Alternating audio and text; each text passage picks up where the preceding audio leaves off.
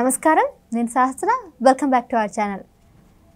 ఏపీలో పోలింగ్ కొన్ని ప్రాంతాలలో ప్రశాంతంగా జరిగిన, మరికొన్ని ప్రాంతాల్లో మాత్రం చిన్నపాటి గొడవలు అయితే జరిగాయి. ముఖ్యంగా వైసీపీ నేతలు వచ్చి అక్కడ హడావిడి చేసి కొద్దిగా రాద్ధాంతం అయితే చేసిన పరిస్థితి ఏర్పడుతుంది. అయితే ఈ నేపథ్యంలో నగరికి సంబంధించిన మంత్రి రోజా గారు ఇంతకుముందు తను కొన్ని సందర్భాలు అయితే ఆల్రెడీ చెప్పారు. నా పార్టీ వాళ్ళు నాకు వ్యతిరేకంగా ఉన్నారు, నా పార్టీ వాళ్ళు నాకు శత్రువులుగా మారుతున్నారు అన్న వ్యాఖ్యలు అయితే చేయడం జరిగింది. ఎందుకంటే ఆ మధ్యకాలంలో మద్యపానం కేసులో వైసీపీ నేతలు ఆవిడని పట్టించడం, రోజా గారి అనుచరుల్ని పోలీసులు అరెస్ట్ చేయడం మనం గమనిస్తున్నాం.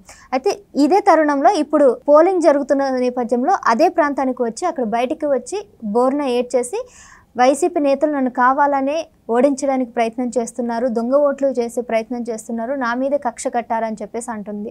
అసలు ఎందుకు ఇన్ని రోజులు లేనిది ఇప్పుడు ఎందుకు ఈ వ్యాఖ్యలు చేశారు? అందులోనూ పోలింగ్ చేసే టైంలో వచ్చి రోజా గారు మాట్లాడడం సంచలనంగా మారింది. మరి ఈ అంశం మీద మాట్లాడడానికి మనతో పాటు పొలిటికల్ అలాగే సీనియర్ జర్నలిస్ట్ హేమసుందర్ గారు ఉన్నారు. వారిని అడిగి తెలుసుకుందాం. నమస్తే సార్. రోజా గారు గత కొన్ని రోజులుగా సొంత పార్టీ అభ్యర్థులే తనకి శత్రువులుగా ఉన్నారని భావిస్తున్నారు. సో గతంలో చూసుకున్నట్లయితే ఇదే విషయం మాట్లాడారు. ఇప్పుడు ప్రస్తుతం పోలింగ్ జరుగుతున్న నేపథ్యంలో నగరికి వచ్చి అక్కడ పోలింగ్ కేంద్రం దగ్గర ఏడ్చి ఇట్లా మాట్లాడడం చూస్తూ ఉంటే జగన్కి వ్యతిరేకంగా చూపిస్తుందా, లేకపోతే ఆవిడ మీద కక్ష కట్టి ఇలా చేస్తున్నారని ఆమె బాధ వ్యక్తం చేస్తుందా? అంటే ఏ ఉద్దేశంతో ఇలా మాట్లాడారంటారు? ఇప్పుడు ఎన్నికల టైంలో ఏడుపులు పెడబొబ్బులు పెట్టడం అనేది అసలు మంచిది కాదు. ఎందుకంటే మేకపోతు గాంభీర్యంతో ఉండాలి. కనీసం పోలింగ్ ముగిసే వరకైనా నేనే గెలుస్తాను, అందరూ నా వాళ్ళే అనుకుంటూ మేకపోతు గాంభీర్యాన్ని ప్రదర్శించుకోవాలి. మనసులో ఏదైనా ఉన్నా కానీ ఆ టైంలో మనం వ్యక్తం చేయకూడదు. మరి నిన్న రోజా గారు అలా చేయటం అనేది వాంఛనీయం కాదు. ఎందుకంటే ఓ పక్కన పోలింగ్ జరుగుతుంది. పోలింగ్ జరుగుతున్నప్పుడు ఆవిడ మరి నగర శాసనసభ్యురాలు, మంత్రిగా ఉన్నారు. గతంలో తెలుగుదేశంలో ఉన్నారు, ఇప్పుడు వైసీపీలో ఉన్నారు. ఇట్లా పార్టీలు మారుకుంటూ వచ్చినా కానీ ఆవిడ ఏంటంటే ఇప్పుడు ప్రస్తుతం ఎన్నికలు జరిగే టైం కాబట్టి పోలింగ్ ముగిసే వరకు కూడా సంయమనంతో ఉండాల్సిన అవసరం అయితే ఉంది. ఇప్పుడు దీన్ని సింపతిగా మార్చి ఓట్లన్నీ ఆవిడ మీదకి మార్చుకునే ప్రయత్నం కూడా అనుకోవచ్చా? అది ఏటి చేస్తే ఓట్లు వేస్తారనుకోవడం పొరపాటు. మనం ఏడ్చి కళ్ళ నీళ్ళు పెట్టుకుంటే దయతెలిచి అందరూ ఓట్లు వేస్తారు అనుకోవడం ఒక భ్రమ. ఓటర్లు మనకన్నా తెలివైన వాళ్ళు, చాలా తెలివైన వాళ్ళు, అందుట్లో అనుమానం ఏమి లేదు.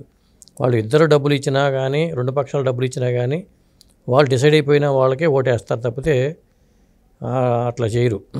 అంతేగాని వాళ్ళు డిసైడ్ అయిపోతున్నారు. అది వన్స్ డిసైడ్ అయ్యారంటే ఎంత ప్రలోభ పెట్టినా కూడా మారరు. ఇప్పుడు రోజే ఏంటంటే ఆవిడకి ఏమైనా బాధ కలిగినా తన వాళ్ళే తనకు ద్రోహం చేశారని అపనమ్మకం ఉన్నా కానీ ఆ టైంలో వ్యక్తం చేయడం కరెక్ట్ కాదు.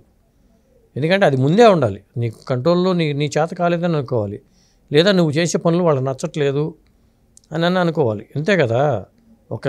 మరి శాసనసభ్యురాలు మంత్రి గారి మీద కొంతమంది వ్యతిరేకంగా మారారంటే వాళ్ళతో సఖ్యతగా ఉండటం లేదు అనే కదా అర్థం. వాళ్ళ నమ్మకాన్ని చూరకుంటం లేదనే కదా అర్థం. అదేమైనా అట్లాంటి పరిస్థితి ఉంటే ముందుగానే వాళ్ళతో మాట్లాడుకుని అందరిని తన దారి తెప్పించుకొని అలా యాక్టివేట్ చేయించుకుని పోలింగ్ చేయించుకోవాలి. కానీ బేలగా పోలింగ్ టైంలో నాకు ఇట్లా జరిగిపోతుంది, నాకు అన్యాయం జరుగుతుంది, నా వాళ్ళే నాకు ద్రోహం చేశారు, నమ్ముకున్న వాళ్ళు నాకు అన్యాయం చేస్తే అనగానే ఇంకా అసలు ఒక విధంగా వీక్ అయిపోయినట్టే కదా అక్కడ. అంటే ఆవిడ ఓటమిని ఆవిడ ఒప్పుకుంది అని అనుకోవచ్చా? అంతే కదా, మరి చాలా వీక్ అయిపోయినట్టే అక్కడ. అంటే సాధారణంగా ఏమవుతుంది, ఇలాంటివి ఎందుకు చేస్తారంటే ఇలాంటివి చాలామంది చెప్తారు, మనకు ఓట్లు పట్టలేదు వాళ్ళకే అనుకూలంగా ఉందని చెప్పేస్తారు. సార్ పక్కన వాళ్ళు చెప్పేస్తారు, ఎమోషన్ కంట్రోల్ అది తట్టుకోలేక ఇట్లా నా వాళ్ళు నాకు అన్యాయం చేశారని, లేకపోతే దొంగ ఓట్లు తెలుగుదేశం వాళ్ళు వేయించుకున్నారని. కానీ అంటే ఎవరైనా ఈ రోజా ప్లేస్లో ఎవరన్నా అదే పని చేసుకుంటూ ఉంటారు. కొంతమంది అయితే కొంతమంది హుందాగా వ్యవహరిస్తారు, కొంతమంది హుందాగా వ్యవహరించరు. ఇక్కడ ఏంటంటే ఆవిడకి వచ్చిన ఫీడ్బ్యాక్ బట్టి మనకు ఓట్లు పట్టలేదు, మనం ఓడిపోతున్నాం అని భయం వచ్చినప్పుడు కనీసం పోలింగ్ ముగిసే వరకన్నా ఆ మేకపోతు గంభీర్యాన్ని ప్రదర్శించాలి మనం. అలా ఉంటే ఓటర్లలో కూడా చాలామంది తటస్థ ఓటర్లు ఉంటారు. వాళ్ళు మనం ఒకేలా ఫ్యాన్కి వేద్దాం అనుకున్న వాళ్ళు కూడా ఫ్యాన్కి వేసేస్తాడు. ఇట్లా బేలగా మనం వేడిచి కన్నీళ్ళు పెట్టుకున్నాం అనుకోండి, మన పార్టీ రావట్లేదు కదా, మనం వెళ్ళిపోయి టీడీపీకి వేసేద్దాం, ఇది గెలిచే వాళ్ళకి వేసే టైపు కొంతమంది ఉంటారు. కాబట్టి అసలు అట్లా ఏడవడం ఏ నాయకుడికి నాయకత్వ లక్షణాలు కాదు. ఫస్ట్ అది నాయకుడికి ఉండాల్సిన లక్షణాలు అయితే కాదు. నాయకుడు ఎప్పుడైనా మార్గదర్శకంగా ఉండాలి తప్ప అంత అంటే కుంగిపోయి అంత ఏడ్చే విధంగా అయితే ఉండకూడదు. ఇప్పుడు ఫైట్ చేయగలగాలి కదా నాయకుడు, అలా ఫైట్ చేయాలి. ఫైట్ చేయలేనప్పుడు నాయకత్వంగా మనం నాయకత్వ బాధ్యతలు తీసుకునే అర్హత లేదని చెప్పుకోవాలి. అది మరి నేను మంత్రిగా చేశాను, లేకపోతే నేను శాసనసభ్యురాలుగా నేను ఉన్నాను అనుకుని ఉన్నప్పుడు మరి ఎందుకు ఇది అవ్వాల్సి వచ్చింది, బరస్ట్ అవ్వాల్సి వచ్చింది అక్కడ అనేది మన ప్రశ్న. అది అంటే పోలింగ్ సరళీలు తెలిసిన తర్వాత మనకు పట్టలేదు, మనం ఓడిపోబోతున్నాం అని తెలిసిన తర్వాత బహుశా అది తట్టుకోలేక ఏడుపన్నా వచ్చి ఉండాలి. లేదా ఏడిస్తే మళ్ళీ మనకి సానుభూతితో కొన్ని ఓట్లు పడతాయి అనే భ్రమతో అన్నా ఏడ్చి ఉండాలి. అది ఏడుపుని మనం రెండు రకాలుగా చూడవచ్చు. ఏదైనా కానీ మనం ఎలా చూస్తామంటే దాన్ని ఎవరైనా ఏడ్చామంటే మాత్రం అది మనకు మైనస్ ఎప్పుడైనా సరే. మన అసమర్థుల కింద లెక్క. ఏడ్చావంటే ఏడ్చేవాడు, ఏడ్చిన అమ్మాయి అయినా సరే అసమర్థుల కింద లెక్క అవుతారు.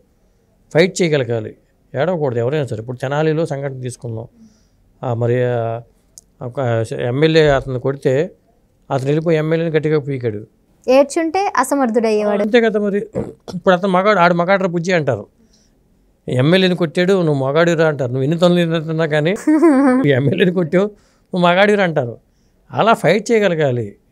అంతేగాని మరి సినిమాల్లో ఫైట్లు చేయటం లా కాదు ఇక్కడ రాజకీయాల్లో.